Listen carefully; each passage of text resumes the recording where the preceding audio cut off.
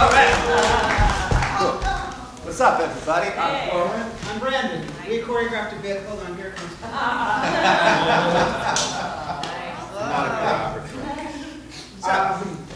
Hi, everyone. Welcome to the How to Tech Your Fringe workshop. Thank you so much for trekking out tonight. We're very happy to see you all. Yes. I have a question. Well, a series of questions. And this does require lifting your hand. So, for whom is this the first Hollywood Fringe Festival? Nice. That is so cool. For those at home, basically everybody. Now, for whom is this the first Fringe Festival they've ever done? It was about the same number of people. Now, for whom is this the first play or theater piece, whatever it is you're doing, you've ever produced? Sweet. Okay. Welcome. This is a good year for that. I hear there's lots of new folks trying a lot of really cool stuff out. So we're going to help you with that. Can I get those hands up again really quick? I'm going to start with you over there. What are you hoping to get out of this? This workshop specifically. Oh, this workshop specifically?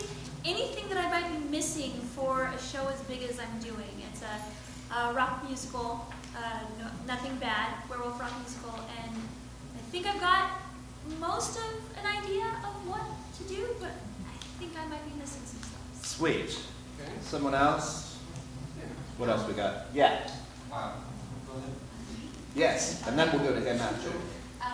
My show, I think, is really pretty simple with the tech, but I figured I still can learn something about what to expect and all that. So I'm just here for information. Cool.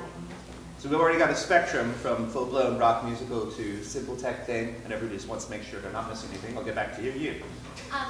Well, tech times are shorter than you might necessarily need for some people's tech requirements, so just I want to learn how to streamline. Oh, you're going to get streamlining. So I get in, get out. Yes, that is awesome. And we'll, Just pointers for like anything to like get everything as efficient as possible for us. Sweet. You know, since it's like you're trying to as much as you can in an hour. yeah, Any tips, pointers, ideas? I have mostly pointers. I mostly point. Like you. Go for it. Yeah, I have, I'm supposed to be saying our name of my play? Mine, No one wants to. no, you don't. That's why we got the mixer. I'm Narc Society anyway, I don't care. But we're doing What's it called? We're doing, it's called Narc Society Social Media Shaming Musical. We're doing, it's like a rock musical as well. We also have a lot of projection. Ah. So, I'm going to say a lot of scary. stuff that might bum you out, but a lot of people are doing projections this year. That's what's different. So I'm going to do a lot of the same spiel that we've done the last 2 years, with the caveat that basically everybody's doing it anyway. Yeah. I think I get to be the bad cop on a lot of Yeah. stuff. Yeah. 2 more. We'll do you two dudes. My name's Stephen. I'm doing an 8-actor ensemble straight play at the 3 clubs. Oh, sweet. And I don't even know what, so our tech rehearsal is this Sunday. I don't even know what to expect. I mean, if I'm just talking in the lighting that they provide the tech, if I'm just talking through all the cues, or if programming it in a laptop, or I don't even know what QLab is exactly, is part of what I should be doing between now and then. Corwin, do we have a chapter of our presentation entitled What to Expect from Your Venue? No. Yes. Yes. The other one. The other one. We'll definitely take care of you. I forgot all my lines. Sorry. Yes. Will you explain what QLab is? Absolutely. Okay, great. There's like a longer thing. And in fact, if there's people into it, I know it's going to be after we go, but in the interest of developing further shows, because a lot of people write shows during Fringe for next Fringe, I'll probably be at Fringe Central doing some sort of a workshop-y, QLab-y, boot camp-y kind of thing for somebody who wants to take it to the next level next year. The only thing is, it's quite a bit more advanced, but you can always go on the website. But, spoilers, I'm getting ahead of myself. Shall we begin at the beginning? Yes. That makes very good sense, right? Okay. Now, what I'm scrolling through and what you can't quite read on the screen is a PDF document that we collaboratively wrote over the course of 3 years, meeting for about 2 hours a year. But this is all shared on a Google Drive with all of the other examples I'm about to show you. Let me check if that link has been easy talking. Oh, yeah, it probably got tweeted out and Facebooked out and so forth, but it will be accessible through a variety of sources, I think on the web. Not up yet. The Hollywood Fringe page for this particular workshop, if you go to our project page, I will make sure the link to that folder gets up, hopefully by the end of tonight. So hollywoodfringe.org / Our project number is 4330, so that would be HFF.org, or sorry, HFF17.org /4330. or is it HFF17.com / Probably. The point is, if you go to the Fringe site and search for the workshop, and we'll make sure it gets tweeted out as well. Is there anyone who's allergic to Twitter and Facebook who would require a carrier pigeon? Yes, that may be said. Very well. Okay. Those are recording us. Let's make sure they're in data. Yes, I will. See, already, you cannot always anticipate the audience. Were you doing XY, or was it just, anyway, moving on. What does my show need, Brandon? Well, Corwin, I would recommend that you take an honest and thorough inventory of your technical needs for your show. So this is step one. The main point of our workshop, what we hope to impart to you in the most general sense, is how to do as much homework as you can so that when you get into the theater, you're only doing the things that you can only do in the theater. And so that means your props lists, your scenery lists, your costume needs, your lighting cues, sound cues, video cues. If you have shifts, too, like if you know things have to go in a certain way, or if there's a song order, or if there's any of those other little tips and tricks and things you want to have for backstage so people can trace it, this is an appropriate time to gather all of that information, so that you can go in and know, okay, great, here's a bunch of lists. Make lists. We're very big fans of cloud storage. He's Google Drive, I'm Dropbox. But if you can start a place where everyone can see the link and you can have a collaborative page so anyone can get that information quickly, that's very helpful. So, if anyone's using Google Calendar to schedule their rehearsals or something like that, it doesn't occur to some people even, or even Slack. Like some people start a Slack. If you don't know what that is, please look it up after. It's project management. Super useful for a bunch of different stuff. So, Corwin. Yes. What should I expect from my Fringe venue? Absolutely nothing. Nothing. Nothing in the world. You should not expect to have anything at all, because once you go in for your site visit to check, that's when you look for all of the things that you need. If you're doing a musical, probably you're going to need a speaker hanging in the air somewhere, unless it's all piano, which rolls with you, which is another consideration to factor into it. This is all the lists and things like that. You will probably see, what are those bright things? Lights. A rep lighting plot. Anybody know what a rep lighting plot is? Right. Yeah. What is a rep lighting plot? Who said yes? Me. What is a rep lighting Just plot? basic, like 8 lights that just light the... Yeah. A repertory lighting plot is a light plot that is designed to meet the needs of multiple productions. And so, well, when we say you should expect nothing from your venue, understand that we're very proud of the venues that we have in Hollywood Fringe Festivals, and the venues really do treat their renters well. They're a great group of folks, yeah. You need to walk in assuming that you're bringing in everything. And you need to dummy check anything you're going to need. Never assume that anything is going to exist in your venue. Mm-hmm. Especially if it was only there from the person who was in front of you, like the show. There was something that happened, something like 4 years ago in this space when it was once the Lillian, where several musicals banded together and all rented a wireless package and a mixer and so forth, with varying degrees of success, because it was collaboratively owned and managed and things got a little crazy. So we believe that it is realistic to expect for your venue to have a basic sound system. They should have at least enough speakers to do normal sound, if not surround. 2 is probably good. They will have a repertory light plot. They should be able to provide you with front light, ideally some sort of colored top lights and or side lights, and a lighting system to control the lights. So you should have some sort of light board to run the lights off of. Each venue should have house lights to light the audience. And it is reasonable to expect venues to provide perhaps a couple of chairs, maybe a scenic cube or 2 to work with. But in terms of scenic elements, we wouldn't recommend you anticipate much else. Yeah, the venues like the Complex often have rehearsal blocks. It's kind of dealer's choice, so that could be one of the first things that you ask when you walk in. Hey, what kind of stuff can I use? Especially if you're doing just chairs. And I know 3 Clubs, for example, has very little storage for scenery, so you kind of got to pack everything out and cleverly hide it on stage.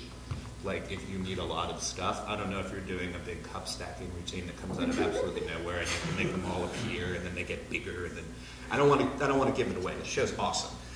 I have no idea. But it's probably awesome. Also seats. Yeah. Which sounds ironic, but there are also many productions that happen in non-traditional venues and happenings about town, people doing weird stuff in Fringe Central. I might be telling fortunes. I might be a gypsy fortune teller. Yeah, I have gypsy blood, so it's fun for me. Hey, Corwin. Yes. What should I not expect a space to have? Anything you need. Could you elaborate? No. Well, yes. I shall. If you think that it's necessary to have a couch or a table or a large piece of furniture in your piece, that's probably not going to come from your venue. If you need a complicated audio system, I wouldn't expect that. It is reasonable to expect some sort of playback system from your venue, but check beforehand because they might just have the speakers and audio cable that plugs into something. Like a mixer, or many of them have CD players.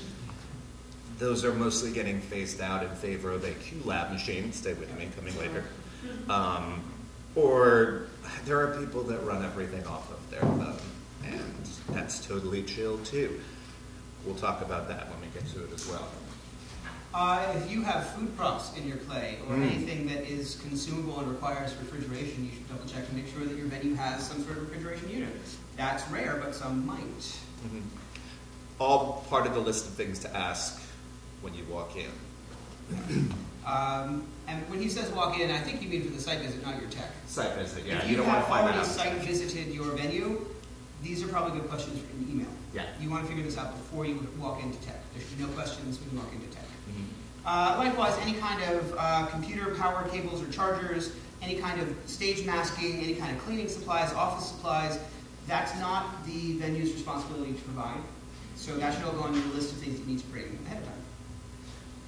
Some people have it, some people don't. Sometimes it's been a crazy rush and the rest of the techs of the day have depleted all the supplies that are there.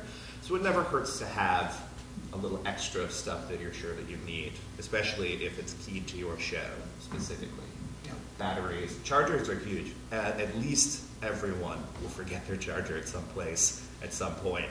And man, it is a community of wonderful people that will occasionally share chargers with each other. You know what's fun and smart that isn't in our thing, we should put in our thing? What is that? Here's what we should put in our thing. You know what you guys should do? Is you should bring a power strip. So that backstage, when everyone's like, I gotta plug in my cell phone, there's just a power strip if you don't put your charger in. Isn't that a good thing to do? That is a good thing to do. That's a good thing to do. Sometimes power can be a little fussy at places, but I think whatever size cast, as long as you're not doing like 3 power strips, all charging massive foam phablet things, you're probably good.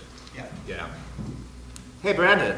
Yes, Corwin. What do I need to prepare ahead of time? Well, Corwin, I'd recommend that you prepare everything a stage manager might need to run your show for you. Like what? Well, I like to think of it as having everything you need to make your show clear to run for someone who's never seen it before. So that would include basic cue sheets, scene change assignments, and a prompt book. What? I'm glad you asked. A prompt book. We will get there in just a moment. Promptly. Sorry. All right, So. first thing I would like to advise you to do is make cue sheets. A cue sheet is a list of all of the cues that you are going to need for your show. Lighting cues, sound cues, video cues. For anyone who does not know, does anyone not know what a cue is in theater parlance? It's Wonderful. cool. I love you guys. That makes it easy. I'm not sure how to define it. So, Anything that happens. The lights need to change, the sound needs to dog bark. they know that you're bored. Oh. Step 1, determine where your cues go. You want to flip through your script and take a little note wherever you find that a lighting change needs to happen. I'm talking lighting, this applies to sound and video as well. I'm the lighting designer, he's the sound and video guy, so that's how that goes.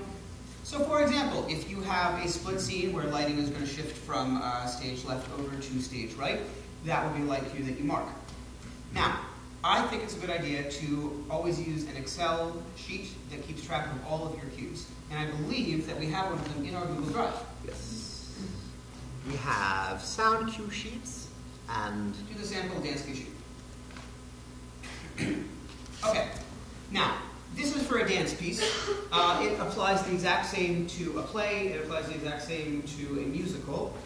But you have the cue number. You have the moment that it will be called. Now, in this case, this is a bit of a description. Over here, you can say what the light cue wants to be. So you could say, sad moment, cue 5, we are shifting to a sadder color palette. You could say cue 10, lights go stage left only, etc. I like how it says quick stompy bit is warning.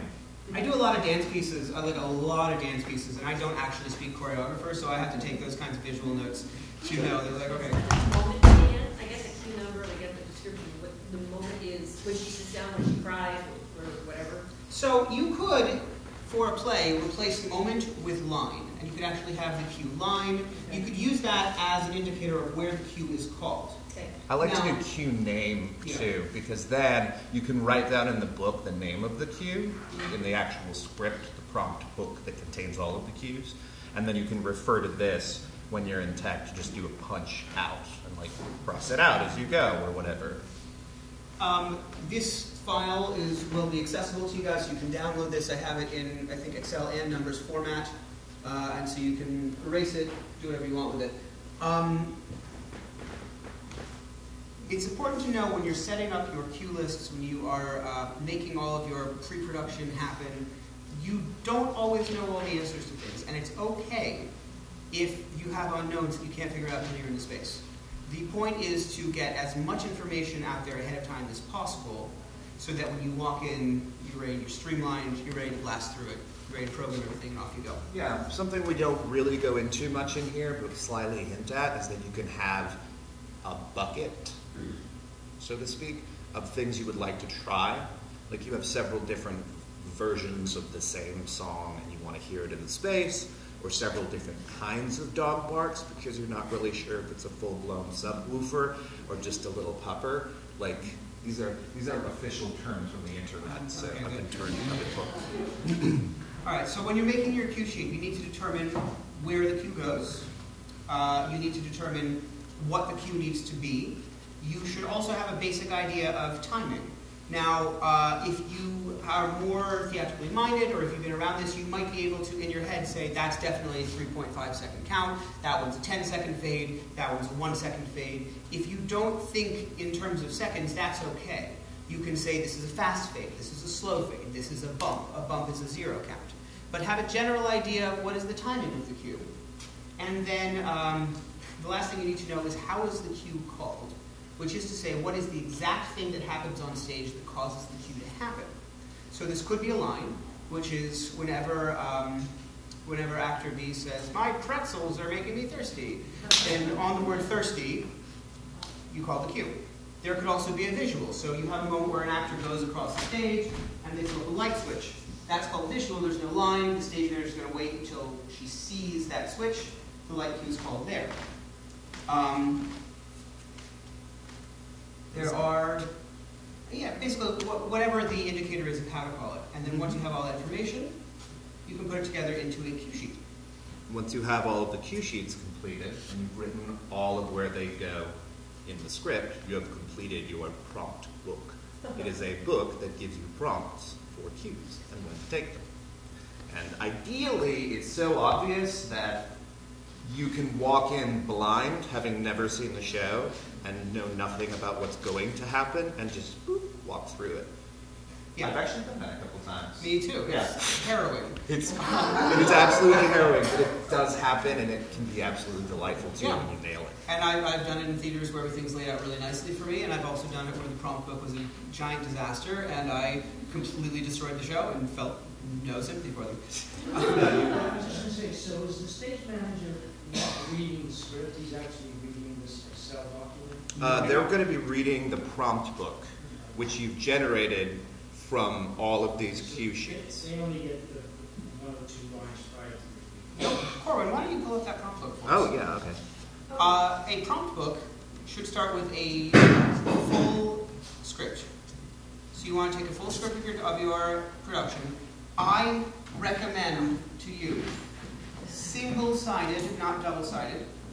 And I recommend that you hole punch it ahead of time, and if you're really feeling generous, put it in a binder before you give it to your stage manager.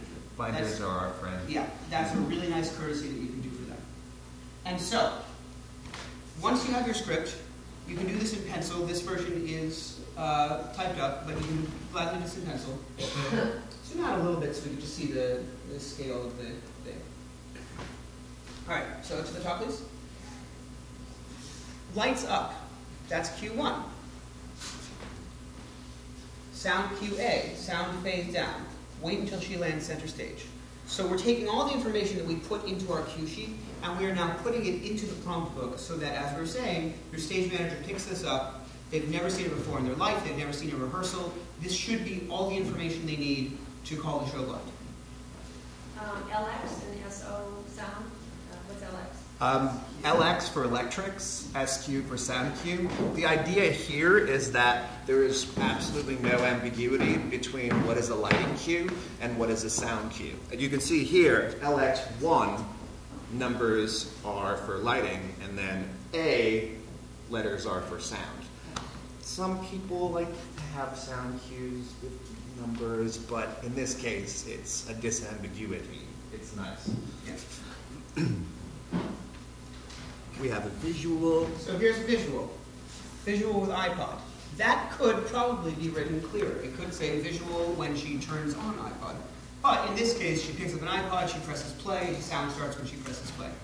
And it does say that in the stage direction of the script here, so that helps. You will talk through all of this with your stage manager, and you'll certainly have an opportunity to explain it all to them. But the more you can have it on the page for them, the quicker everything runs. I'm a smaller theater, so I think I just have a tech person. I don't have a stage manager. Do you have someone in the booth? No, they have a tech guy in the booth, I think. He is your stage manager. He's like, as well as. Yeah. So that brings me, you may be answering, like, when we walk in, we go, hi, here's my key book, here's my prompt book. How does Ian go into that? Yes, absolutely. We do when you show up to tech as well. All right. So this is a basic prompt book. Does everyone understand the concept of a prompt book with all of your cues in it? Great. Corwin. We just did this, making a prop book. Yeah, We did. that was awesome.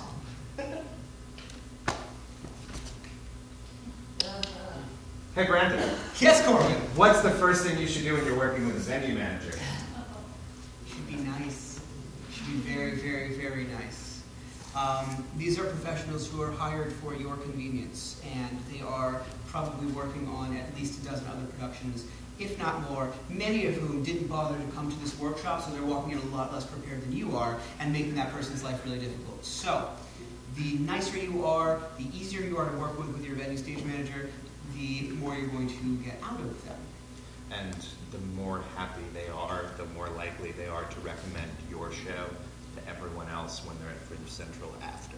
This is sort of a pervasive rule. If you're just nice to everyone and gregarious and friendly and spend your time associating with everyone that you can, it pays off in wild dividends for people coming to your show, for people who want to help you with stuff. You might have a nightmare crash at loadout and like somebody needs to help. That might be the venue stage manager if you're extra sweet to them. Yep. Like, they will hook you up in certain ways because they remember their favorites. Because otherwise it's just people coming and going.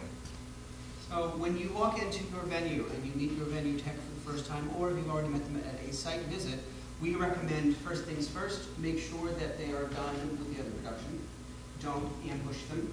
You can go up and introduce yourself and just say, hey, by the way, I'm with the next show. I'm right over here. Let me know when you're ready for me.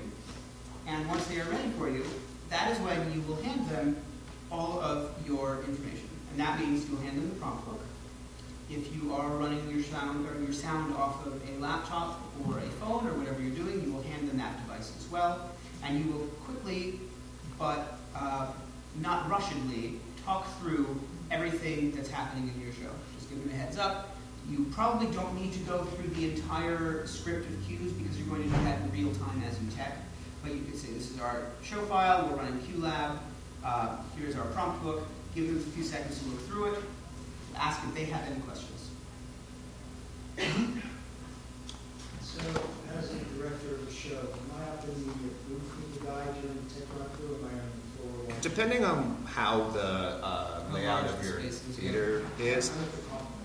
Okay, so you'll probably be, I don't know, it probably behooves you to sit in the booth with them, because then you'll also get a solid chance for what they're hearing.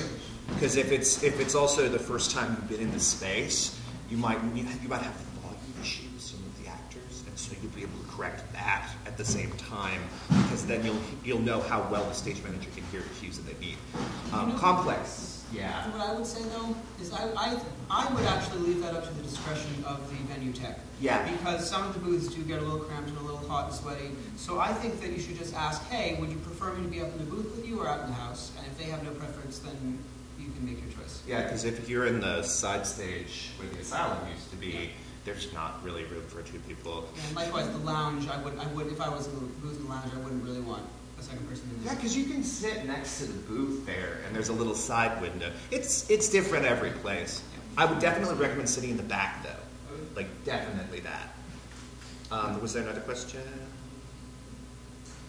Yes. Hi, Fred. I'm Susie. Hello, how are you? Yeah, good. You're all taken care of. You got me. I'm taking care of yes. Would you or anyone else want that?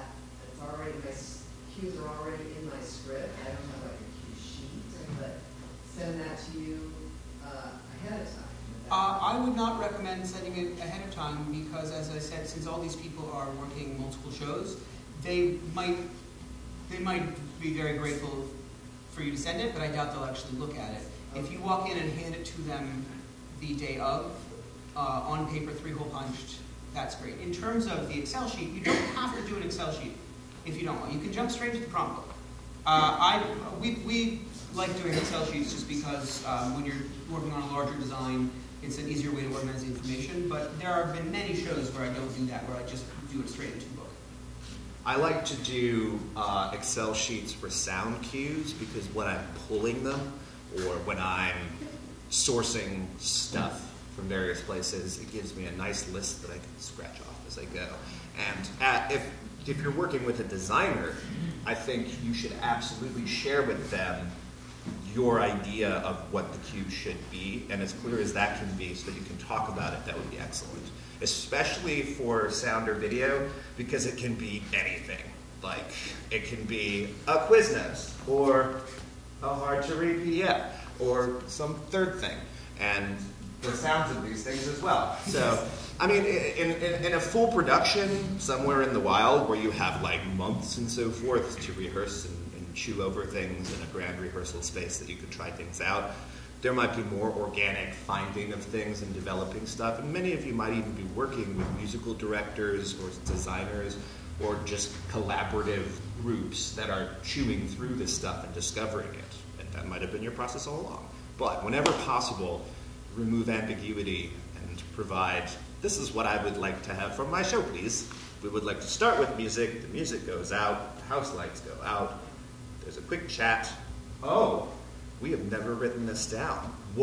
Because so many of us are new, there is sort of a convention in Fringe where there is a curtain speech right at the top of the show where you welcome people. Ellen did it, and she did it well. Thank you. Thank you very much. And the best thing about this, and this is the dirty secret, they might have mentioned it in another workshop, but once you make friends with your venue stage manager, they might tell you, yeah, this other show's really cool. You guys are both doing Iraq war plays. Maybe you guys should like chat. And then you start to make connections. That is your live ability to introduce your piece and then give a shout out to other companies that are doing thematically similar or even thematically opposite pieces. Yes? The curtain speech, when is that usually placed? As in before the house lights go down? I mean, do you know what I'm saying? Here is Brandon's protocol for curtain speeches. Yeah, thank you. in your pre-show look, which is your stage and pre-show mode, which is usually some kind of dim light, maybe highlight a little scenery, house lights at full. I like to do house to half, give the audience a second to settle, then bring up center stage light. Person comes, does speech. While they're doing speech, take the house to 0. After speech, they leave, go to black, into show.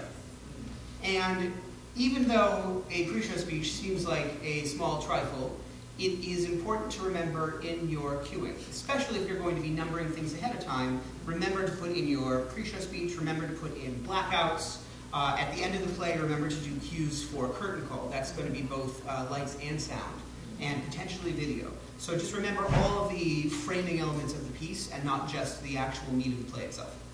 Someone told me just to record it. To record a pre-show speech? A lot of people do that.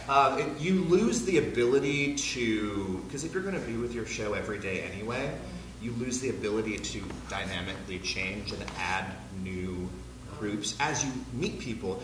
Another thing you can do is your cast can go see their show and their cast can come see your show. And like Theater Unleashed is really good at this, and Sacred Fools too. They will send their cast and they'll get a shout out in the curtain speech, and then everybody cheers, and then the energy goes up for that show. I'm not normally a fan of live pre-show speeches for most productions, but in Fringe, it is kind of nice. It brings the human element to the top of the show. I like to say a little hello, but it's, of course, completely up to you. You can pre-record it too. It builds our community sort of feeling. And with maybe the same thing, timing of the closing speech, so the lights go down or black, and you have your applause and your call, sorry, and then it goes whatever, and then the person comes up then and says, please take your stuff with you, you can get the hell out, because someone else is coming in. We don't always do the bum rush speech. Okay. Like, a lot of people like to because it's such a great way to be like, yeah, thanks everybody, we'll see you at Fringe Central. Now get out so we can turn this around.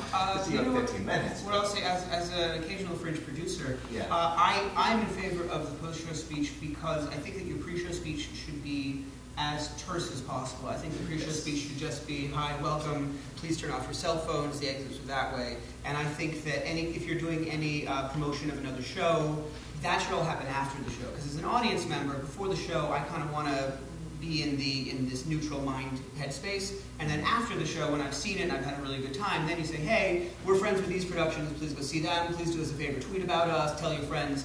That feels more like an after-show thing. To me, again, especially if I'm only coming to see your show and you've made a bunch of friends who are doing cool stuff. I'm already in Hollywood. I got parking. I'm great. So now I can go hang out with you guys at Fringe Central, or there's this other show right after you in the same building. All right. I'll roll the dice. Let's see what's up. And a lot of people are seeing 4 or 5 shows a day. Like, what was the last record? Like 61 or something like that for Fringe? Yeah. Like the theater, again, the Theater Unleashed folks. I think it was Courtney Bell that like crushed it last year. But yeah, so they could be coming from something else, and then it's nice. Yes. Typically, is the pre-show speech done by actors in the show, or the director, producer? I think better director-producer, not drag your actors out unless they do a character, but that's rarely. If it's one-person show, probably the director. Yeah. Definitely a director for one-person show, yeah. Unless it's, well, Jeffrey Wiley has a character. Yeah, I mean, if it's part of the text of, if it's the type of piece where you could just walk out and say it in character as part of the show. But I think, yeah, if you want to just have a director do it, I think that's clean. Yeah, Lila will do events in character at Fringe Central. So if you have a happening style character that can exist and do pattern audience work and stuff elsewhere in Fringe, then maybe they enter while the audience is entering and works the crowd or something like that. I mean, it's very much specific to a certain kind of show, but that's totally something people do just to change it up. Sometimes they even do like a mute scene where people are doing stuff and they're setting the stage and you come in and you see it. Like, it might fit. I also blew by something I want to pick up really quick for musicals, musical cueing. It's not necessarily bad if you have a piece that's scored in a certain way that you want lights to happen on a certain thing, like a gunshot blackout or something like that.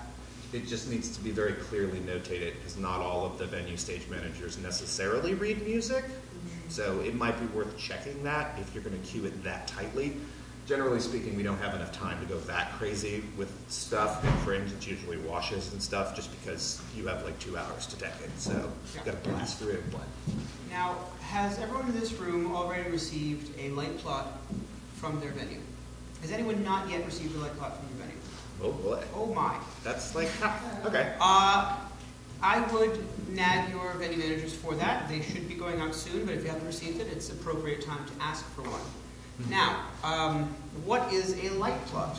A light plot is a two-dimensional drawing that shows where all the lights are in the air. It is a bird's eye view of the theater. It will typically have the pipes. I have seen a number of light plots for venues so far. A lot of them are drawn in pencil, but they are still very useful. And so the information that you should be able to get from a light plot is where the instrument is, where it is pointed, and what color that instrument is. It should also include channel numbers, although they don't all. But ideally, it'll tell you channel number 2, that is the control number. It is helpful to have a basic idea of the lighting that exists. Now, if you are working with a programmer, which either if you've hired a lighting designer or if you're using the venue tech, that person will already be well acquainted with the light plot. But if you already know going in that I have a stage left front light, a center stage front light, a stage right front light, I have blue and red top light, I have amber and lavender side light, and I have white backlight, then you can start to make a list where you can say, in this cue, I want center stage only with a little bit of blue top. And you don't have to say, I want center stage at 57% and I want blue top at 23. You don't need to do that because you're going to have to eyeball that. But if, for example, you're in a venue that only has stage left and stage right, you should know ahead of time so that you don't come in expecting to have a tight center stage special if that's not what your venue can accommodate. And some of that is, once you're in there and seeing it, you counter blocking a little bit to make sure you're...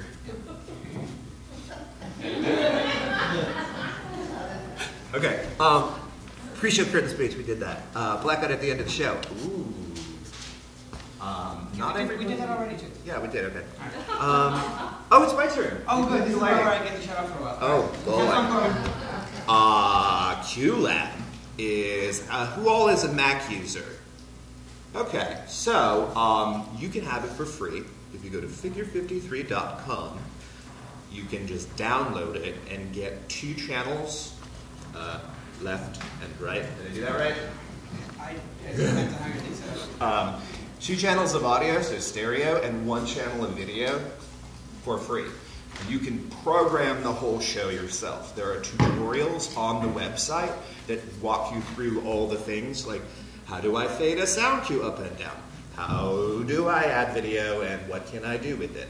Now, the only thing you pay for when you get a license is the ability to do more exotic fades and stuff, like adding several channels of audio so you can pan things around the room, adding MIDI control, which probably no one should even crack open because it's dangerous, where light boards can control soundboards and vice versa. It's really cool, but it will suck up a lot of your time. And also, most of the venues will likely not be equipped to do that. So, yeah. What we're saying is it's very unlikely that you're going to need to pay for a QLab license unless you need a very specific thing, which should make itself clear. I guess I should just open it, huh? For it. So you can get this for free, and I recommend you do, Mac users, because once you start playing with it, you figure out, oh my god, it's so easy. I take my sound cue, I drag it, and I drop it. I take my video cue, I drag it, and I drop it. And then you just go down the list until the show is done. Then you go up to here. It's trying to make me download a recent update. That's funny. Always open all your stuff before the presentation. Amateur hour. It's really important, as we were saying, to prepare ahead of time. That's the dang thing, is I get myself into trouble because I do it so fast. Yeah, that's what I'm going to do. Okay, so here's my file. I drag it, I drop it, and boom, awesome. Now, let's see what happens when I play it.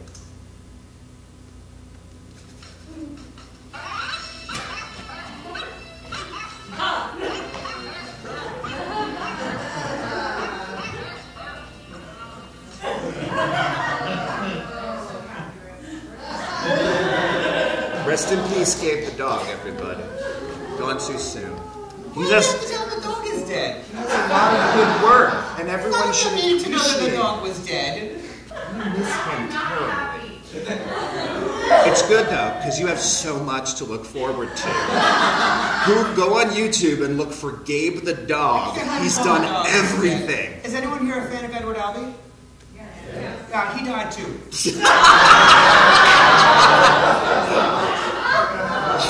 Awesome. This is the real talk part. Now, actually, talking about real talk, since we've already crushed 2 dreams, let's go for the third. All right. Video.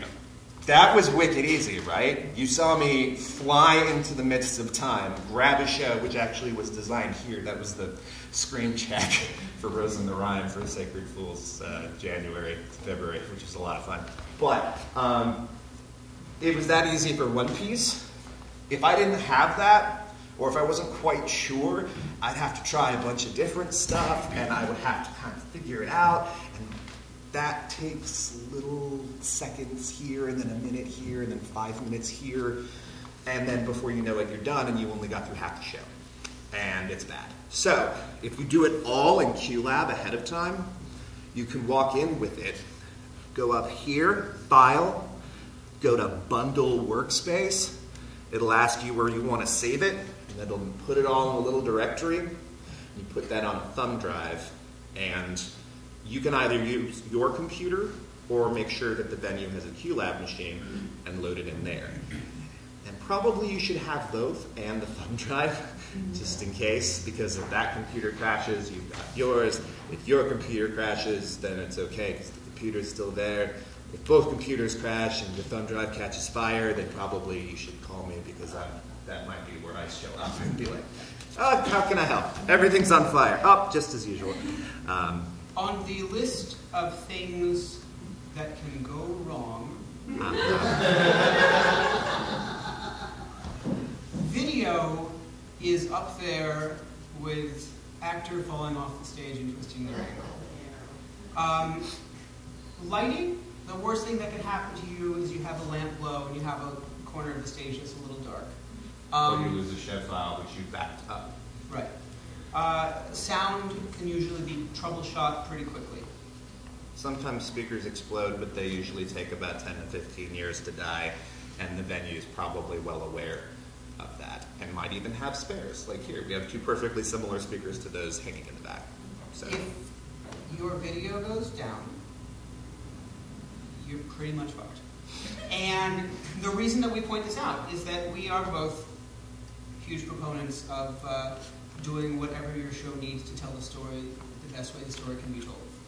But in terms of video, the only advice we can give you is know exactly what you're doing, or hire someone who knows exactly what they're doing. Because if you have a lot of video that you want in your show, and you have lofty aspirations and grand ideas, but you don't know how to put them onto a computer and load them in a half-hour max, because you can't afford to waste your entire tech on video, then you're really inviting a lot of hurt. And so Brandon's advice, which Corwin always disagrees with, this is the part of the workshop we always fight, is I say take stock and look at, does your piece really need video? If you have a scene that is set in a Starbucks, and your plan is to project an image of the Starbucks behind the stage so that your audience knows where that scene takes place, as an audience member, I'm very insulted by that. Just put a Starbucks cup in their hand and they'll get it. But you know what I mean? You kind of pick and choose your design battles. And so if your piece was written to be performed with video, then absolutely do that. That's cool. I can't wait to see it. I love watching video integrated into a performance piece. But if it's an element that you're thinking about throwing on top of the show last minute, I warn you, you're asking just a lot of headache for potentially minimal returns.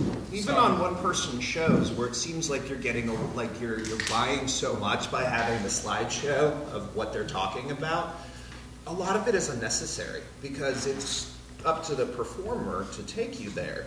And removing literal backdrops can often highlight a performance better than if you were distracted with it. I mean, this is the brightest thing on stage.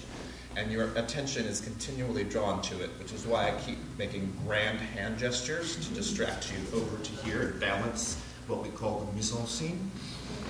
But it's ephemeral and tricky, and if you need it, you know it, and if you need it, but you might not need it, it's worth checking in with. Yes?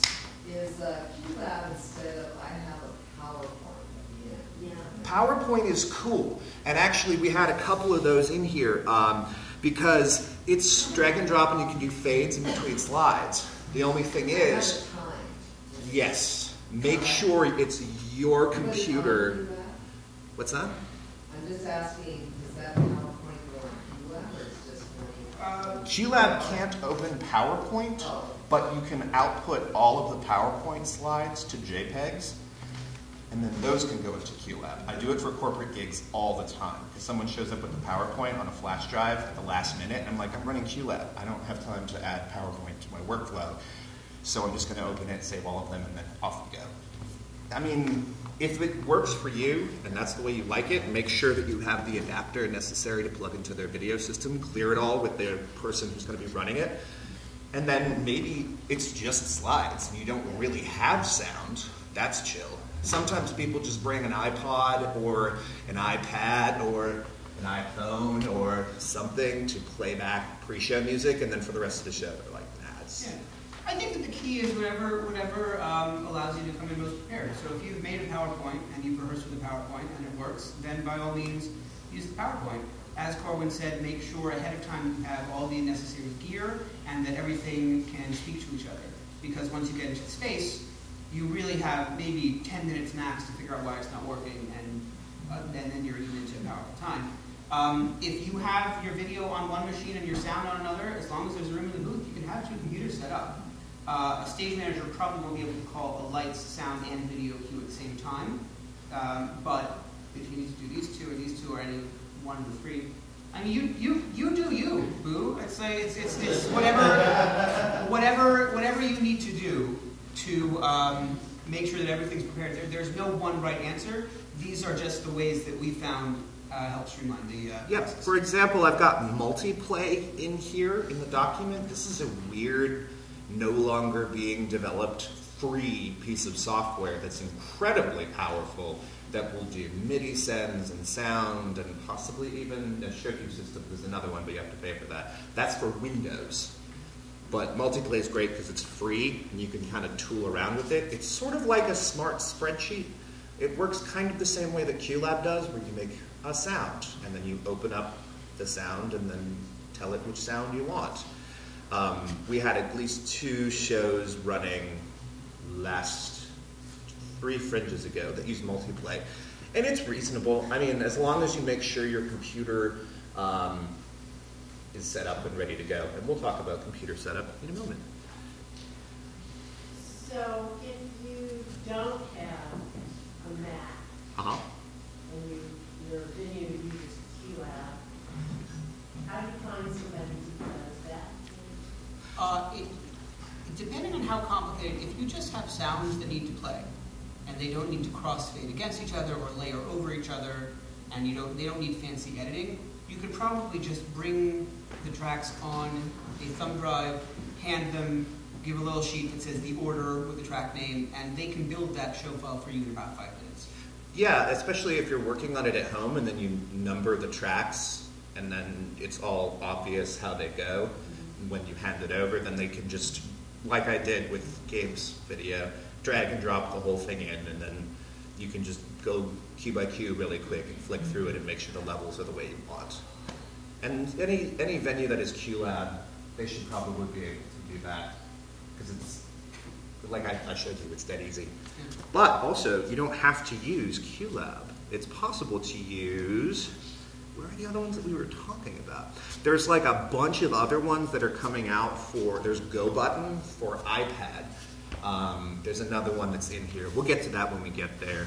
Oh, and also Apache OpenOffice Impress is a freeware program for presentations. So it's like free PowerPoint. And on top of that, Google Sheets, sheets.google.com, also is a freeware presentation software. So even that, which is on any platform, you can go that way with it.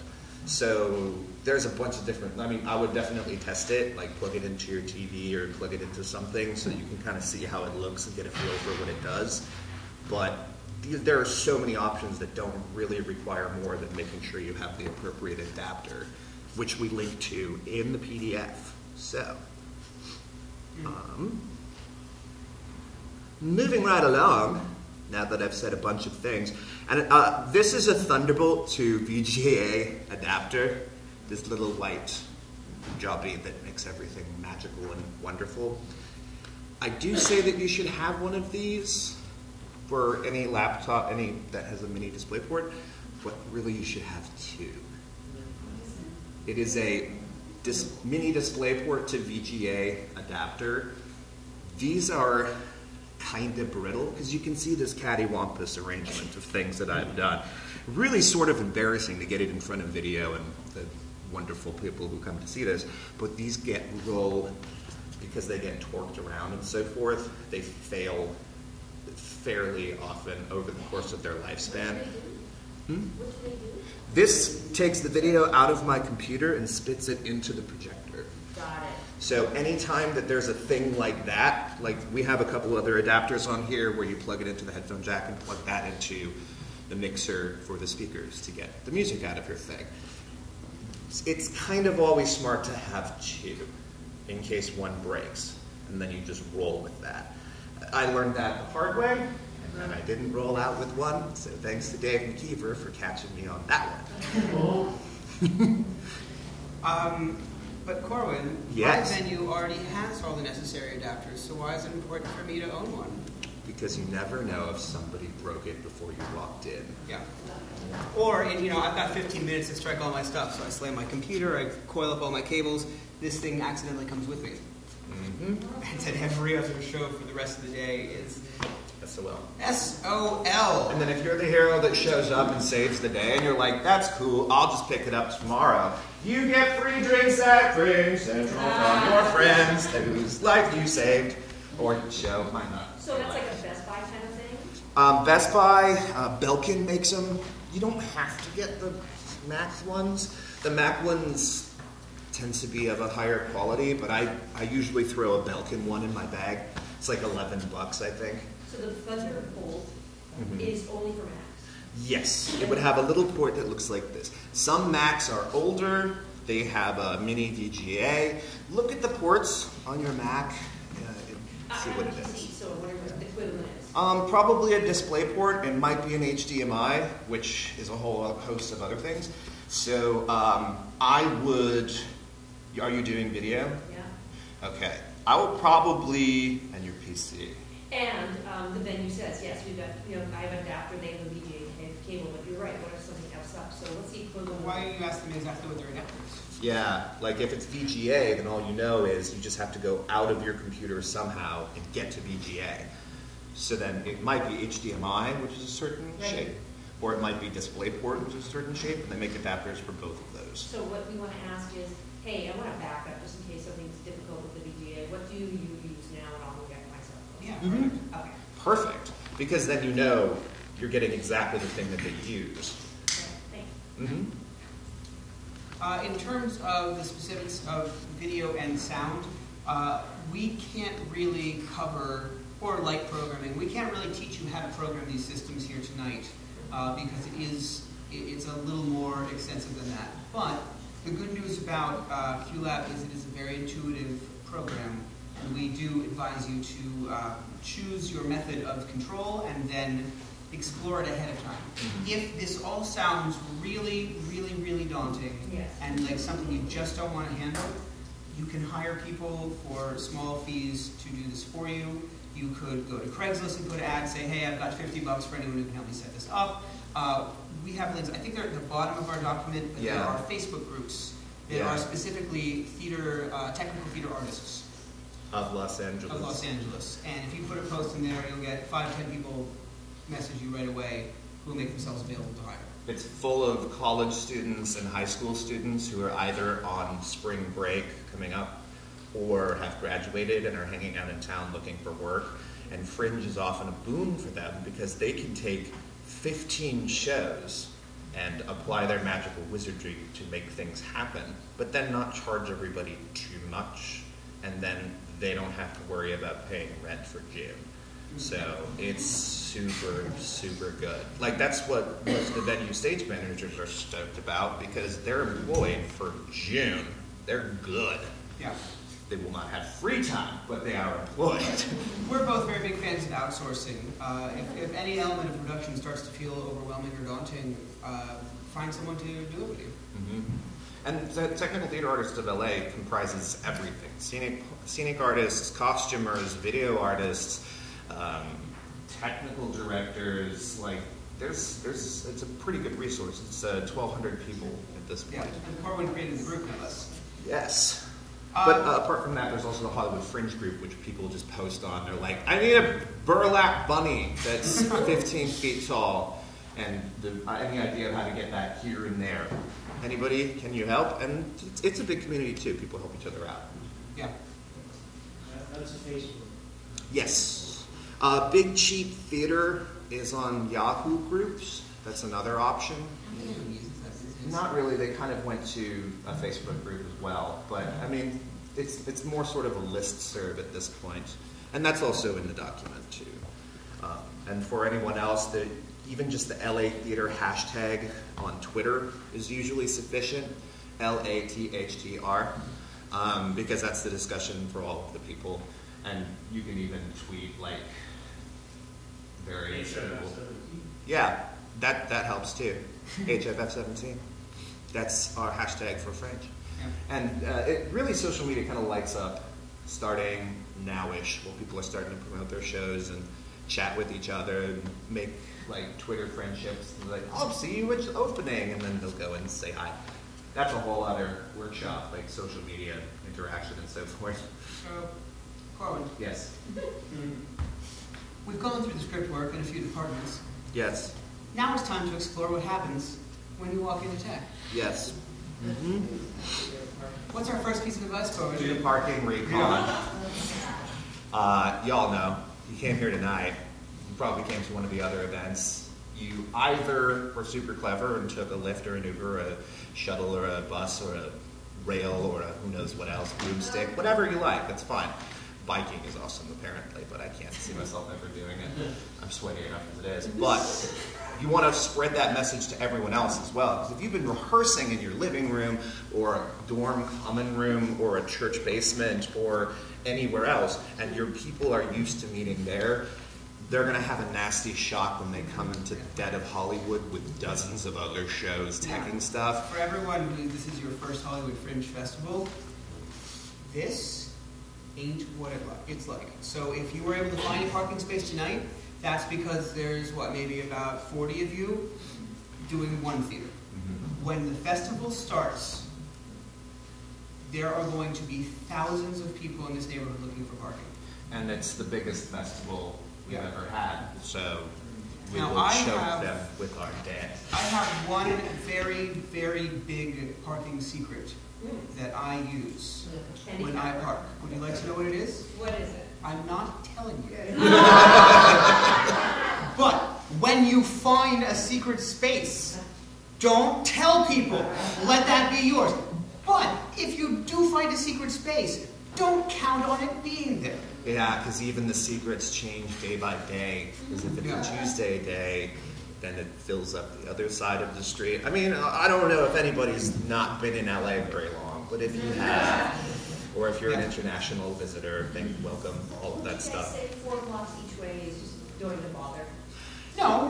You might get lucky. Certainly give it a perusal. I always look, I mean, there are some nights, especially weeknights, that you might be able to find a space close. But the larger point that we're trying to make is if you think that you can get here 10 minutes before your tech rehearsal, you are courting trouble. Yeah, and now, everyone else in your cast and crew. Yeah. I can't find parking is no excuse. You are teching, how many hours do you guys have for your tech period? 3, 4, a couple people? I don't have 2 hours tech? All right. That's pretty standard this year, I think. That is expensive real estate. You cannot afford, for anyone, including yourself, to be even 5 minutes late because of parking. So you can even be warming up outside with all of the stuff ready to go in. Like, don't waste a minute. And we're going to hit that a couple times. Yeah. Like we've just said, require your whole production arrive early. You can break out job assignments to each person. Like, every show's a little different. If you're doing a musical, obviously the musicians are responsible for their instruments. That's kind of important, because they know how it works.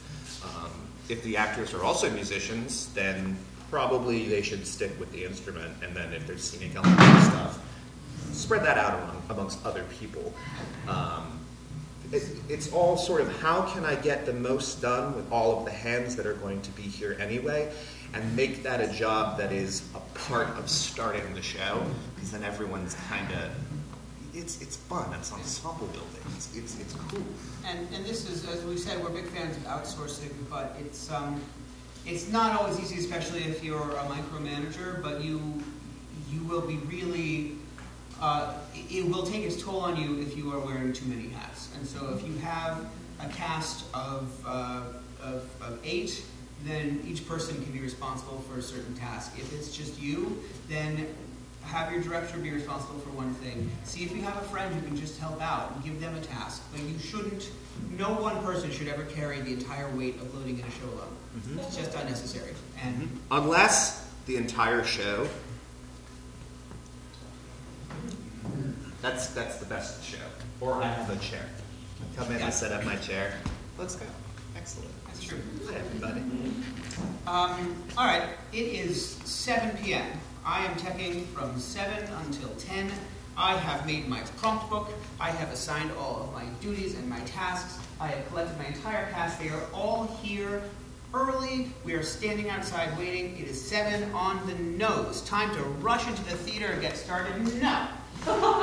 There are 15 naked people in there, and they're all moving around furniture still. Look, it is not cool for a production to run over their allotted time for either tech nor performances. That is the cardinal sin of Fringe. Do not make someone late for another production. But sometimes it might happen, and it might be out of their control. Mm-hmm. Even if it's not out of their control, even if they're just being putsy, let them fully load out before you start moving in. It is both a courtesy and a safety procedure. And many venue managers and stage managers have been pooling knowledge for the last several years, trying to figure out how best to run tech for all of these shows. They're getting smarter about it. They have one dedicated venue stage manager, they have buffer zones and things like that. Like, everybody's been figuring out how to do this better for years, and we're still doing it. We're paying close attention to the little things that happen. And anytime we can save ourselves a little, because sometimes you do get delayed, and then that knocks everybody out for the rest of the day, and it sucks. But and also, if the show before you does run late, and you find a way to end on time, don't insist on taking those extra 10 minutes. Get things back on time. It's a nice thing you can do. And then your venue stage manager loves you even more. Many of the venues in Fringe have very specific procedures as to where people wait before their load-ins for both tech and shows. Mm-hmm. I know that Sacred Fools will have specific zones taped out that says, show loading in, please wait here, so you're out of the way of patrons and actors coming out. Respect those rules. Every rule exists because of experience. And expediency. Yeah. That they've all got their own pipeline of their well-oiled machine that they're waiting to welcome you into with open arms. So, what happens once you're cleared for takeoff? All right. Once you're cleared for takeoff, all right, so start setting up your gear, start getting the lay of the land, all right? Whenever possible, you should try to rely on the actors to take care of all of the backstage stuff. So if they have to get into their dressing rooms, and let's say you have a little costume rack, or maybe the venue has a costume rack, or if not, you bring one, or maybe if you even just set stuff on chairs, let the actors set their own costumes and props backstage. You want to be able to start doing stuff in the booth at the same time that that's happening back there.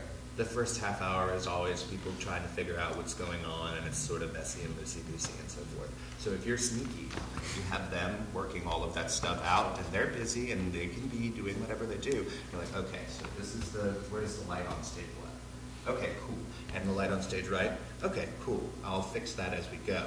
Hey, let's do some quick cues. I have a cue sheet here. So the first one's going to start in the center, and then we're going to open up to full stage, and then we have a blackout. It's just fast. And then you can program ahead with your stage manager. If at any point during your tech, with the exception of when you're actually stepping through the show, going moment by moment, but anytime before or after, if you have anyone in your company who is not doing something, that is a waste of labor. Mm-hmm. So you should definitely make a list beforehand of all the things that need to happen to get into the theater, all the things that need to happen to get out of the theater, assign them, talk through them, do dry runs outside the space, whatever you have to do. That's a really important way to save time, is to make sure everyone already knows what they're doing when they go in. Because it's not like doing theater anywhere else. This is a festival. There are certain different rules. In tech, in the greater wide world, you stand around for 8 hours and you wait for things to get done. Actors won't be used to that, particularly if you've got them from other theater companies or something like that. It's not really that way here. You need to spend as little time as possible doing everything and plow through it. Because there's no guarantee you'll finish doing your show. Sometimes you hit a snag. Sometimes you need some stuff that's like, all right, well, we finished late, but, you know, they can just stay in that last light cue, and then there's a last sound cue. You can just take it. Is there a dictionary somewhere that tells us full on half stage, blackout, right, whatever? Because you said, you know, you said for your curtain call, or for your curtain speech, you know, you don't have a blackout, and you'll have people applaud, and then someone comes running up and you say go half stage or something. Where do we find these terms? The Backstage Handbook has a lot of them. It might, but that's also like ridiculous tome that has 20 different sizes of wrenches. Hard to, you can Google theater terms. You know, my advice would be theater terms. Okay. I would also just ask your tech, like, what are other people doing? Well, you know, all of your techs are going to be skilled technicians. And so if you say, hey, I'm not exactly sure how pre-show is supposed to work, what's the standard way, they'll be very happy to do that for you. And that's also true too. If it's like, hey, what'd that guy do? Just do that. Yeah. We'll just have it. What does that look like? Oh yeah, that's fine. Because you don't have to be that conscious of all of your decisions either. If there's something where it's just like, I don't know how to start it, you'll be like, hey, how about a blackout and then lights up? That's cool. You in the back with the headphones. If you Google basic theater terms, the second thing that comes up looks to be a pretty good glossary of basic tech stuff. RE or ER? I did ER. Right on. Yeah. Yes. So you guys are recommending to start with Q. Yeah. Because whenever possible, you can cut out time. The actors are definitely going to want to do stuff and fill the space and really walk it and stuff. And that's actually what they should be doing in the first 30 minutes while you're lighting over it. So they can be like, oh, okay, cool. And be like, hey, Josie, your light's going to be over there where the ladder is. You see where it's bright? And then you go over here. Yeah, okay, cool. Thanks. And then you move on to another lighting cue, and she's doing vocal warm-up to exploring the stage. I just expanded myself to many different professions and genders and stuff. I should have a one-man show. You gonna do a little role play? Yeah. All right, you want to be a venue stage manager? Yeah. Okay. The delectable Brandon. Hi. Yeah. Hi, I'm Brandon. How are you doing today? Oh man, I'm beat. Hey, what do you got? Well, first of all, I brought you this Starbucks gift card just to say thank you. Yeah. Let me know as soon as you're ready for me. We're ready to start, but if you got something else to take care of, let me know. All right. Yeah, I'll be up there just in 5 minutes. Okay. Started. 5 minutes later. Okay. All right, 5 minutes later. Just want to let you know about the order of operations for today. Cool. We have a couple basic light cues. Here's a prompt book I made. It's got all the cues and good space object there. All the cues and sound are in there. 2 books now. Sorry. Yeah. I just want to go through and quickly program everything. My hope is that we can take about a half an hour to get all the cues programmed, and then after that we want to just start going straight into a cue to cue run. Is that cool? Cool. Great. Awesome. I'm going to set timers for our cue to cue and then for our run, and then I'll set another timer to make sure that we load out. If you could do me a favor and try to also be on top of that for redundancy, that would be fantastic. Thank you. Cool. I'll check in every, 10, 15 minutes? Yeah. Okay, cool. All right, let's get started. So there you go. Timers are great. You can set your own timeline. For all right, so it used to be that shows were almost always 1 hour and tech was almost always 3 hours. And so if that is the case, if you have a 3-hour tech and you're doing a 1 hour show, my recommendation is 30 minutes of general load-in craziness, just figuring out how to get your stuff in, placement, getting your gear set up. 30 minutes of preparing the cues, that means programming, that means testing sound levels. 30 minutes or so to cue to cue through the show. Does everyone know what a cue to cue is versus a run through? No. Okay. A cue to cue rehearsal is where you only go through the moments of the play that have technical cues in them. So if you have long scenes and the only light cue is the blackout at the end of the scene and lights up for the next scene, then you start the scene, you practice lights up, the actor does a line or two, you say, actors hold please, you flip forward a few pages, you say, actors, please start from the line, I think I have a squid in my underwear. Actors go. And then they say that line, they go a few lines in, you practice the blackout, you go into the next scene, actors hold, skip to the end. I think I have a squid in my underwear is definitely a blackout cue. I think so. Definitely, because then the lights go out and it's a big laugh. It's Yeah. 100% of the time. Actually, in my version, it's a Ionesco tragedy. Sorry. He's dead. Sorry. I have to. Once every time I do a callback. Yeah. That's mine. He likes to render me sans witty riposte. It is very unlikely that you're not going to have someone in the booth who can program for you. Does anyone here not have, are you completely solo, you don't have a tech person? This would probably be if you have a piece that is in a parking lot or the baseball diamond or something. They did a whole piece in the baseball diamond one year that was a whole imaginary baseball game with no ball. And they did the whole game. All right, if you are completely flying solo, I recommend that you bring someone in, either take a master class and learn how to program the board or bring someone in to do it, but I don't think that'll be a problem. I think every venue has a stage manager, which is really fantastic and a lot easier than years past. All right, if you're doing a one-person show and you're looking at light cues, I would recommend that you bribe a friend with a free lunch or something, have them come along, and have them stand on stage so that you can sit in the audience and see what the light look like. It's just that much easier. If you have a director, they can do it. But this is only for people if it's literally just you, whether you're doing this alone. Bring a friend. Shall we get to catchage? Oh, we didn't do any lighting pro tips. Oh. By all means. Okay. Lighting pro tips from a Tipsy Lighting Pro. Channel check. When you get into your venue for tech, but also even more importantly for every performance, you should ask to turn all the lights on full and make sure that they're all operational. That one's not. That one's not. Yes. That one's not. Lighting lamps have a shorter life than light bulbs. They do burn out regularly. It is not a guarantee that your venue will be able to replace the lamp before your show, especially if you only have a 15-minute in. However, the earlier you catch it, the better chance you have. So the first thing I always do when I walk into a theater before a show is just do a quick channel check, make sure all the lights are working, so I can say, hey, I got that one light that's not out, we try to get it fixed. Especially if it's the one center special where the end of the show, emotional moment. Yeah. Daddy, I'm so sorry. And if you know ahead of time that that light's not there, then you can prepare to stage it over here instead. I think that it is wise for you to confirm with your venue manager that the venue will have spare lamps for all of their lighting instruments on hand. If you have that list that you started of things to check in when you first get to a venue, stick that right on there too. If the venue tells you that no, they do not carry spare lamps, I personally don't think that's very cool, and I think that that is worth offering some pushback because you are paying for a working space. Backup disc. Yeah, talk to me. Your venue should probably shave. Everybody should shave.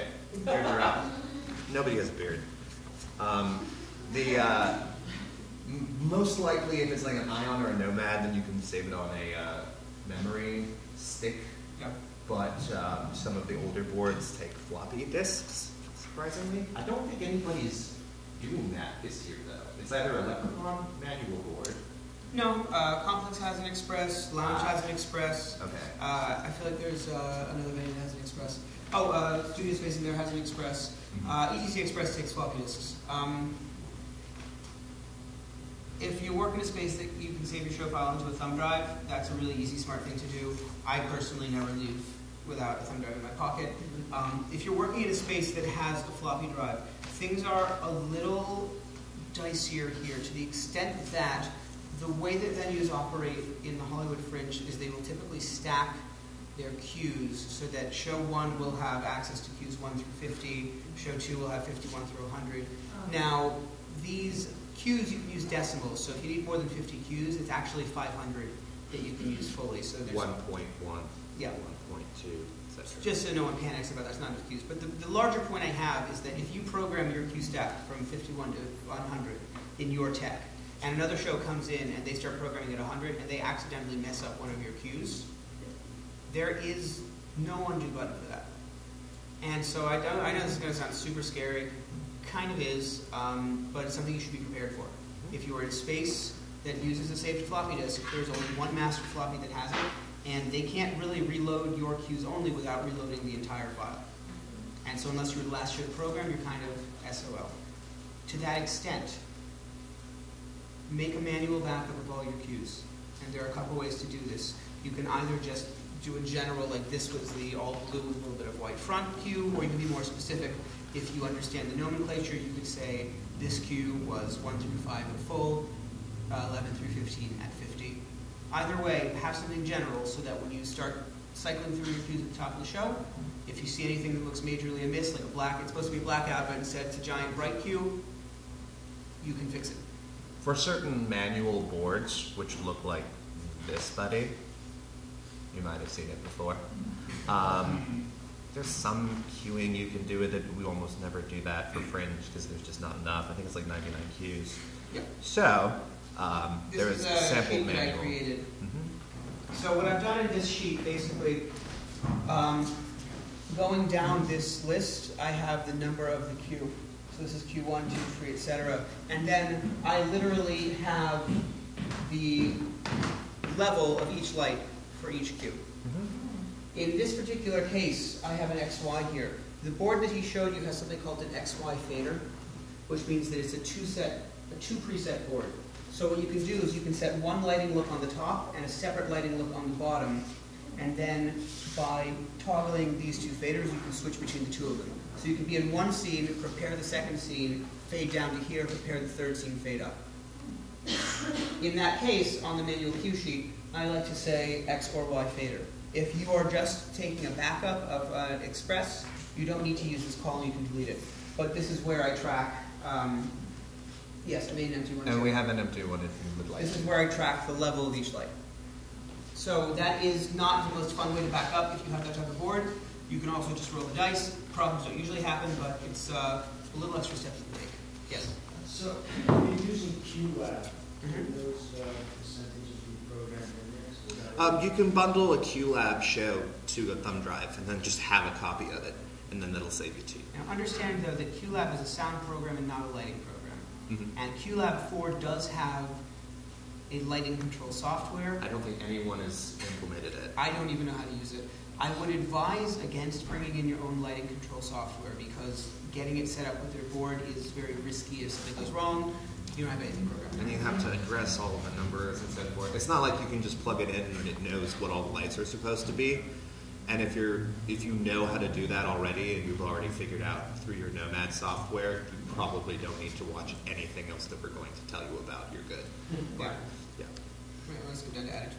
Yes. Or do you want to touch on that? Sound prep, make sure your left and right channels work. That's it. When you come into Tech It, I like to start with the loudest cue of the show, which for most people is a gunshot or an explosion. It could be a cat. I don't care. I'd love to hear it. But you take the loudest cue, it's either the gunshot explosion or post-show music. Set that level for as loud as you want it. Budget up just a shade because it'll be louder with people in there. And then listen to all of the other cues in sequence. So then if something's too hot, you pull it down a little. If you're in Q Lab, it's really easy to do because you can set the level in each cue. And then it just stays that way for every show, which is awesome. That's pretty simple. Yeah. Can I think we skipped over this, it's in there somewhere. If you are using your computer to run sound, or your phone, or your iPad, whatever it is, turn off notifications. Oh yeah, we added that this year. Yeah. If you're using your phone or tablet, go into airplane mode and do not disturb mode, so your calendar doesn't say, ding, Fringe show in 10 minutes. Furthermore, if you're running off of a computer, you can disable the bloop sound it makes when you change the volume. Yeah, I'll show you how to do this. And while I'm showing you, I'll go into system preferences. I'd also like to remind you that for Cabaret, if anybody's already thinking ahead on how they're going to pitch their scene or their musical number for Cabaret, and they're using a phone, same rules apply. And it'll probably be you emailing it to either Bella or me, so I can have your backing track ready on my machine and make sure everything's groovy, so we don't have phone swapping. It's like, oh my God, please play this thing. Yeah. So, disabling notifications. On a Mac, system preferences, sound, thousands of years later when it loads, sound effects, see right here, alert volume. I got that all the way down. I've turned off play user interface sound effects. I've turned off play feedback when volume is changed. That old thing sounds terrible in a sound system. Now, nothing. Beautiful. I can fade it to my heart's delight. And lastly, if you're going to run off a computer or even a phone, whatever it is, I don't care if you have a new device and its battery is amazing and it's got a 3-day charge, plug it into a charger. Otherwise, you might as well say Macbeth and walk under a ladder.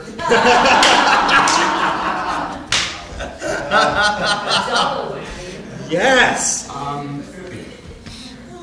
So, with that, let's talk about attitude. Yeah, all right.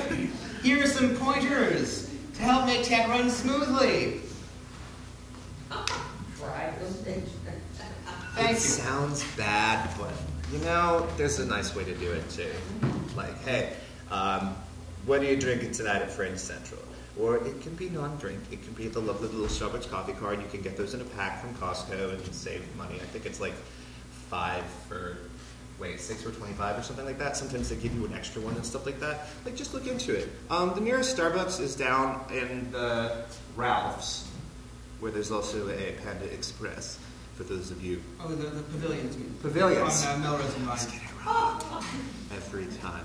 The main point is, remember that the stage manager has probably been there for 12 hours already. They are getting bombarded with a lot of information, and a little gesture can go a long way. Even just like, if you get the chance to email with them in advance and be like, hey, I know we're like show number 5. Can I grab you a coffee or something on the way, just to help you out? Yeah. All right, have someone on the clock the whole time. We talked about that one already. Yep. All right, pee and or poo at home. Do not be like every audience member ever and arrive at the theater with a full bladder. And this 100% applies to all of your performances too. Just get it out of the way. There is one toilet and 300 people who need to use it. Pretty much, yeah. And a lot of places like Theater Event where you have to cross the stage to use it. Yeah. Tech is not a time for creative changes. This is a little tricky, but all we're trying to do is save you from falling into a hole where something isn't quite right and you're not sure why, and you're getting stuck on one cue and you lose 30 minutes. That's death. If it's something that you're not quite sure what it is, a couple different dogs, a couple different cats meowing, 2 different pieces of music, keep it simple. Have a bucket, but keep it shallow. Yeah. That makes sense. You will likely be insanely stressed. This will be uncomfortable, and you may not be used to the experience. If you must, step into the booth or box office, count to 10, take 3 deep breaths, and calm down. Picture yourself as a cheerleader and not a dictator, and believe in your people. And I want to add to this that it is never acceptable to lose your temper at anyone ever. Now, you don't want to lose your temper at your actors, you don't want to lose your temper at your designers, but you really don't want to lose your temper at your venue manager, because they ain't got time. Ain't got time. They're still going to get it. There's going to be so many people that will yell at them. So you being the nice person, just, it's wonderful. And if you know yourself and you know your personality and you know that you have a tendency to get hot-headed under stress, have solutions for that. If you feel it coming on, go outside and take a moment. But I guarantee you, if you let one minor meltdown happen, if you can snap at one person, it's going to suck all the air out of the room and you're done for the rest of the day. Yeah, you lose all your time because everybody just starts shuffling. Yeah. The next one, Corwin doesn't completely agree with me on, but this is so important to me. Sobriety. All right? Completely, utterly sober. You can get completely sloshed after your tech, but right now you need everyone to be in their top form, all right? That means do not promise like, hey, I'll bring a case of beer for the rehearsal, and also make it clear to everyone else, do not show up drunk or high, all right? It might seem like no big deal, and you might have someone who can say, I can have one beer and it doesn't affect the way I operate. Fuck you. No beer, all right? Just for 3 hours, let's be sober, and then afterwards we have a lot of fun. Yeah, which we're about to do in just a scant few minutes. We're quite near the end. Yeah. Yes. Find out what snacks your crew likes and provide them. Ask everyone to bring his or her own water, even if you're providing it. It's nice to have extra water in the festival. Many places come equipped with water fountains and stuff. Fringe Central usually has them, and they're usually full. If they're not, probably talk to me, because I'll be the one refilling it. But it's just kind of nice to have that stuff. Anything that someone might have to conceivably run away from tech to go get, if you kind of have it so they don't have the excuse, then that's one less chance for them to turn into the problem. Where's Jeffrey? I don't know. Ran outside for a smoke and hasn't come back. I think he smoked himself into space. But. Yeah. Also be aware that during June, it does get very hot, and even though all of the venues have air conditioning, when it is running from 9 a.m. until midnight, sometimes it does not function as well as it should.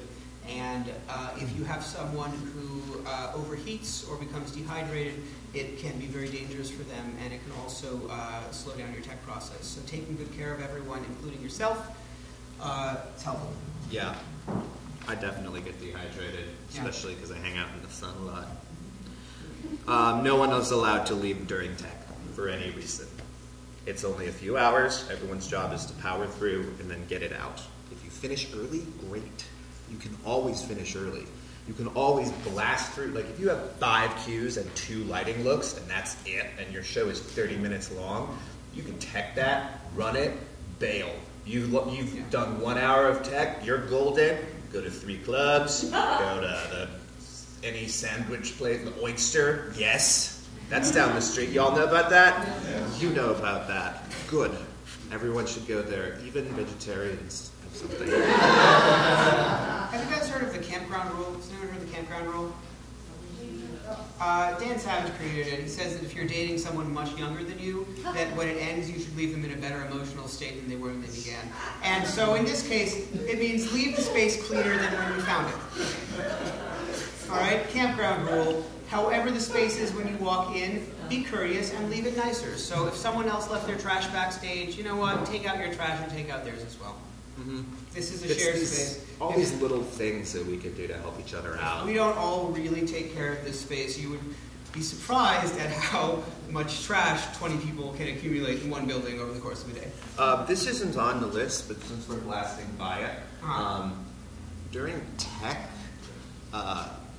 it's advisable not to assist the show loading out or loading in with their stuff, because that's their first chance to figure out how to do it.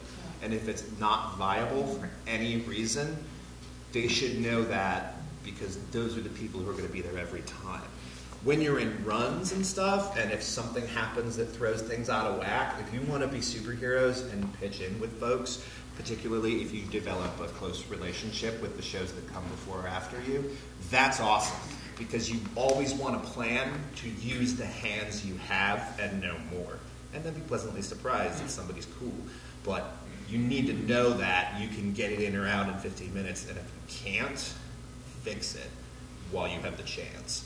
Because you don't ever want to commit the cardinal sin of making somebody late for something else. Has anyone here ever done the New York Fringe Festival? Oh, wow, cool. All right, so New York Fringe has a policy which I think is really cool, which is that they actually time everyone's load in and out. Is that you do not leave your tech until you have proven to them that you can load everything in and out in 15 minutes. And so what they do is they start you out on the street with your stuff, they move everything out, and then the venue manager has a stopwatch and says, go. And then starting from outside, you bring everything in, get set up, and you have to prove to them that in 15 minutes, your costumes, everything is ready to go. This is not mandated by any of the venues here, but keep it in mind. Pretend that you are going to have a stopwatch every time for it, and be confident that you can do it. And if you can't, if you really, really can't, then start cutting. Mm-hmm. And that dovetails nicely into thinking about the bigger picture. Design is an important way to enhance your production, but how did you put it? How did I put it? It was like hours ago. Big design does not a Fringe show make nor break. That's right, I put it in tech. Yes.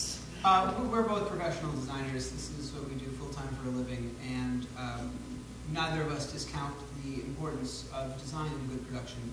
But that said, Hollywood Fringe is not about design. It's primarily a festival about performance, directing, and writing. Particularly new voices, unusual things, experimenting, sometimes failure.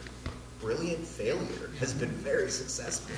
One of the lovely things, that's true. Get us drunk, we've got stories. One of the things that's so lovely about the Hollywood Fringe Festival as well is that a lot of work does continue on from the festival to find more life in other spaces with bigger resources. You might even get picked up by one of the venues that hosted you. Yeah. Because Monica will look for shows, everybody. Matt looks for shows, Jessica looks for shows. Jessica's at the Bootleg. That's not even close to Fringe, but she has pulled shows up there. But the larger point that I'm trying to make is that if your show is fantastic without expensive or complicated design, it will be even more fantastic with great design. But there will always be opportunities to add that in later. And so I say, always keep in mind what are the absolute needs that my production has, technically, to tell the story. And if there's anything else that's icing on the cake, don't stress yourself about that. You can always bring that in later. If your play is great without design, then your play is great. And lastly, remember why you're doing what you're doing. You're part of the largest arts festival in the Western United States. That's correct, right? We're the largest in the Western U.S.? Alan, Dave? Well, we're the largest in the Western U.S., right? Sure. Yeah. There's various means of evaluating that. By a certain metric. And with New York Fringe not happening this year, we have these possible. All right. So by the certain metric, we're the largest in the Western United States. By another metric, that's apocryphal. But we don't care about that metric. If you're not having fun, what are you doing? Look, you're going to work hard. You are going to get stressed. But if there's ever a moment where it feels like it's not worth it, then you need to take a moment and figure out why. Because when you do this correctly, as Corwin and I have both done many, many times, it is a spectacular, fulfilling, rewarding experience. And there's no reason why everyone in this room shouldn't have a spectacular, fulfilling, rewarding experience doing the Hollywood Fringe Festival. We really believe this. You have no idea what cool things are about to happen. How many cool people are going to come and see your show personally? How many people are going to be touched by the work that you have been sweating about and tonight freaking out about? You don't even know how much support and love and joy and appreciation there is in this community. And it's all within this tiny radius of Hollywood. It's really cool. Yeah. My playwriting professor would always say, theater problems are happy problems. She also gave me my only B-. You're an award-winning playwright, I believe, is the punchline to that story. Here at the end of the PDF, there is an inventory list. These are Amazon links to all the stuff we talked about, 2-pack USB drives, floppy disks, adapters for audio and so forth, the VGA adapter we were talking about earlier. Here's a link to QLab and Multiplay for Windows, Go Button for iOS, Live Cues for Android, Impress, free PowerPoint, Audacity, free sound editing. There are YouTube tutorials for almost all of these things that go into extensive detail. And at the end, there's links to Facebook groups to get in touch with designers to hire. If you're at the point where you're like, I need someone to just help me, and I will take the parachute. There are very good people, and I've been scouting for them since last Fringe. I did outreach events at Trelock. I did outreach events at, I've worked with Grand Arts High School downtown. I'm even hopefully coalescing a series of workshops as Fringe is going on with Greenway Court Theater. So we're finalizing that, and it'll be announced as we go. But even more stuff, yes? So, if I do hire lighting design, because I'm thinking my guy is a company guy, seems like a tech guy. Yeah. So he's not going to really, okay, so I bring in a designer. Is that something that I try to do before I take one of you? Absolutely. You want them there for tech. That's the most important thing for a designer, because they're going to ask you, okay, what is your tech? Because that's the one thing they absolutely cannot miss. That said, I think I'm missing one tech for sure I'm doing, but I'm... But bringing them the day before for rehearsal, stage. Yes, ideal world, they get a chance to watch a run-through of the show before tech, and they also get to sit down for an hour with you for coffee and just talk through your needs. If you do engage a designer for a show, it is reasonable to expect them to, of course, show up your tech, ideally come watch a run-through. Not every designer will be able to, and that might be okay. I'm doing several shows just off of the script. Yeah, and then I'll have a conversation and be like, all right, what sounds do you want? What sounds do you think would be cool? I have showed up to a show for Fringe Tech with complete original music for the show, found out that wasn't what they wanted, and redesigned the show over the course of tech as they were running it. Just barely one scene ahead of it. I don't recommend it. That is definitely something that not a lot of people do. So since it's almost our time, I think we'll do a couple of questions, but if your question is something that's very specific to your show, which that wasn't, that was great. If it's specific to your show, hang out until we're at the bar, but if anyone thinks that they have a question that could be a group question, then let's get this through. So yes. Critical advice for using a live band? Try to avoid mixing, because if you put them through the sound system, then you need microphones, and if you need microphones, that's like $20,000 already to have the mixing and the everything, and you need a Sitz probe, which is where you play with music. Whenever possible, go acoustic and stick them in a corner. For studio stage, they have a very specific place where they stick them around the corner. Talk to your venue manager. They have ideas. There have been live bands in this room that worked spectacularly well. They hid them in the back. They hid them up there. That's happened. That was Skullduggery, the Hamlet musical. They had a full band up there in the loft. And then the actors just sang out because they didn't really have to fight them that hard. So there are ways. Yes. How do we get a copy of that? There's a link somewhere. Is it on our... It's not yet up on our page. I sent an email to Stacy. What's the best way? Our Google Drive has everything we've referenced, every picture, every sample file, as well as including this mirrors PDF. of Multiplay and the QLabs from before. Here's my advice. This website, which is our project page on the Fringe site that's about this particular day, check in here by tomorrow. I will make sure that there is a link to that folder. So, if we don't have a lot of sound to rehearse for, if we're just having lighting, you don't make No, absolutely not. Although any sound cues for the show, I would advise you to consider bringing in a playlist for pre-show and post-show. Because it's nice to have something in the room when people walk in. Because remember how dead it felt when you walked in here today, and we didn't have any music playing. It was flat and lifeless, and we had to come out like. But that could be iPhone. That could be iPhone. That could be CD. That could be anything. And if they have the mechanism dropped in. Sure. Yeah. Because the venue manager is doing so many shows that Brown want to ask for a paper tech ahead of time, that's going to be. That is not. It's not needy so much as it's not realistic. And important delineation, you have your venue manager, and then you have your stage manager. The stage manager, no, I would not expect them to do a paper tech unless you offer to pay them. Yeah. And if you offer to pay them and they have the availability and the energy, then absolutely. To do a what?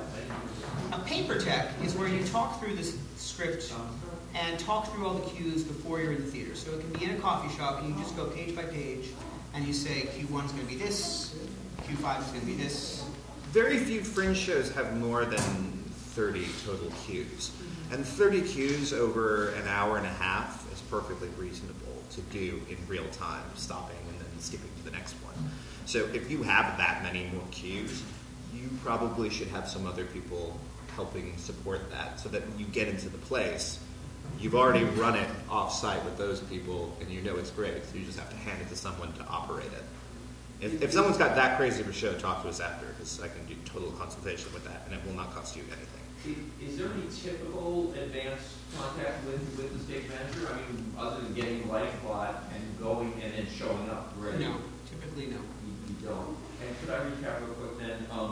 So show up with a prompt book, run the show cue to cue, which he's then programming on the board. Correct.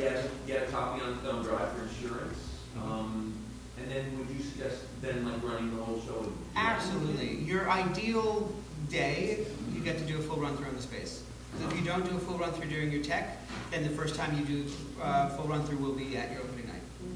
Unless you have a preview. Unless you do a preview, or if you've scheduled extra tech time, which some people have requested a second evening of tech time to do that. Okay, thank you. Okay, so I know you've been through this once before, but just prompt book versus the cue sheet. I know prompt books. The cue sheet is most useful for lighting because you can look at the looks and be like, okay, cool.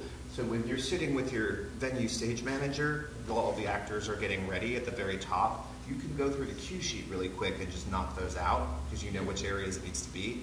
And then the prompt book is where all of the cues are written. Yeah, so the venue stage manager is looking at the prompt book for where the cues go. You might have another copy of it that you can follow along with, and you might sit next to them however you want to do it. The prompt book is non-negotiable. Yeah. You don't have to do a cue sheet, you have to bring a prompt book or else they will have a very difficult time knowing when cues are coming up. Unless you have a silent show. That's cool. That's something that people do. Like a Beckett mime. I was thinking Ithamar Has Nothing to Say, which is now on YouTube. God, it is, isn't it? Yeah. Okay, and anyone else?